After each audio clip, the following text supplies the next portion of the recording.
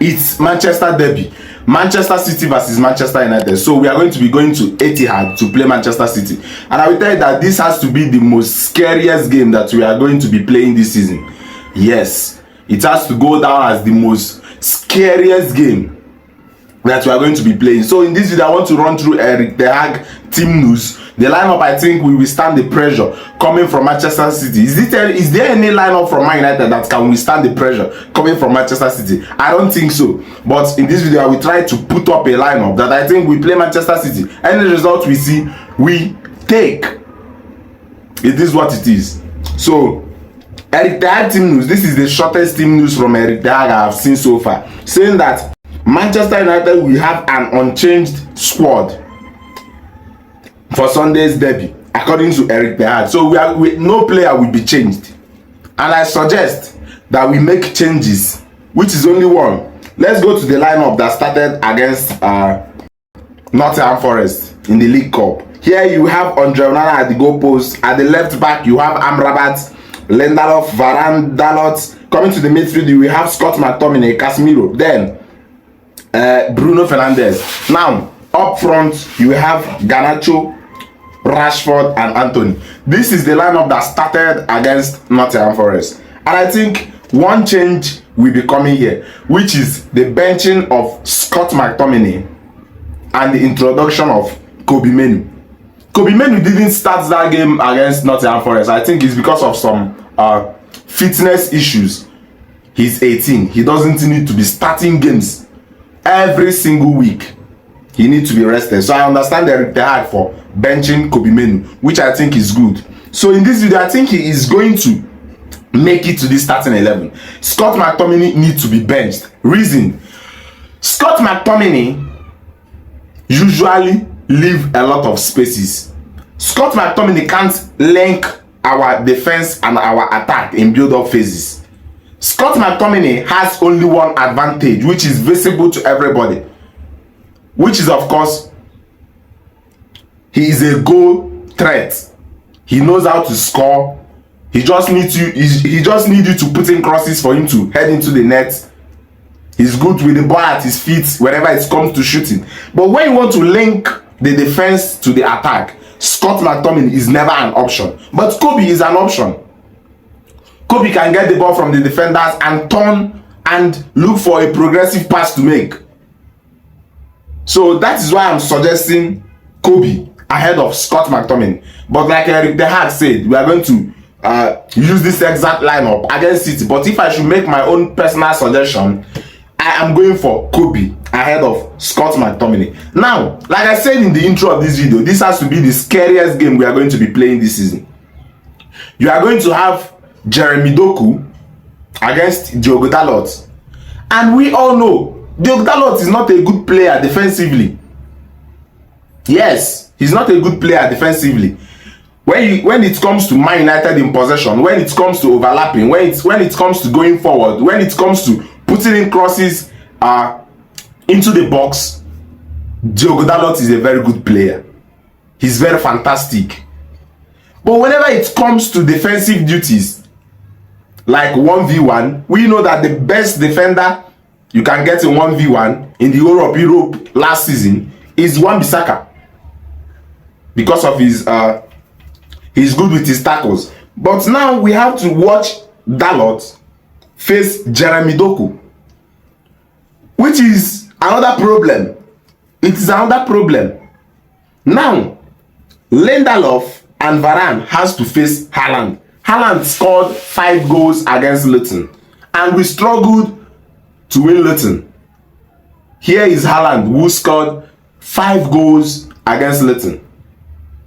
That's why I said I don't think there is any possible lineup that will withstand the pressure coming from Manchester City. But like I said, I have to put up something here. So you are going to watch Haaland, and you are going to watch Lindelof and Varane battle with Haaland. Another scary one, because I don't know how Varane and Lindelof will be able to hold Haaland. Yes, I don't know whether it's possible. Varane is no longer fast. Lindelof mistakes. I don't just know. but we have to watch the game. Whatever comes out from this game, we take it. It is what it is. Now, to the midfield, you are going to get De Bruyne. De Bruyne got 4 assists against Luton. 4 assists. Now, I want to ask a question here. Will you want Man United to assign a specific midfielder to De Bruyne for man marking? You remember the last time we won Manchester City in the Premier League 2-1? It was Fred man marking De Bruyne. Yes, I can remember very, very well. Now in this game, will you want Eric Ten Hag to assign Kobe to man mark De Bruyne? Of course, there's a disadvantage to this, because whenever Kobe or Casemiro, depending on why, we prefer Kobe because Casemiro, his speed isn't there. He can't do that work on De Bruyne. If you assign the work to Casemiro, at the end of the game, you will find out that they have issued red card to Casemiro, so he's not an option here. I have to go with Kobe. If you assign Kobe to De Bruyne, there will be a lot of spaces. Another problem for the likes of Bernardo Silva, Foden. Yes, there will be a lot of spaces for them to run through. So, will you want a specific midfielder from Man United to be assigned to mark De Bruyne? Or will you want us to just do or will you want us to just do a positional defending, where you have a specific position to work on? Put down your thoughts in the comments below. That is what I will want to know from you. Now, going to the attack, another problem. What is the problem? Alejandro Garnacho versus Kyle Walker. We all know that Alejandro Garnacho is a greenhorn. Yes, he is very inexperienced. There are some wonderful moments we've had with Alejandro Garnacho, but altogether, if you want to rate Alejandro Garnacho, you end up saying that he is inexperienced, which he knows. He's still developing. Now he's going to be facing Kyle Walker. Here is another problem. Alejandro Garnacho versus Kyle Walker. What could possibly come out from Alejandro Garnacho in this game? I don't know. Kyle Walker is a very, very good defender. When it comes to speed, when it comes to pace, any way you want it. I don't think Garnacho can beat Kyle Walker 1v1. I don't think so. And Amrabat is not good in overlapping for Alejandro Garnacho. We saw that against Nottingham Forest. He's not good in terms of overlapping for Alejandro Garnacho. So we might see Alejandro Garnacho not contribute to this game, which is another problem. Coming to our striker, Marcus Rashford. Marcus Rashford, to start with, this isn't his position, but he has to fill up this space because Haaland is injured. So Rashford, I don't know also whether there is anything possible that will come out from Rashford in this striking position. At the right, Anthony, we might see Anthony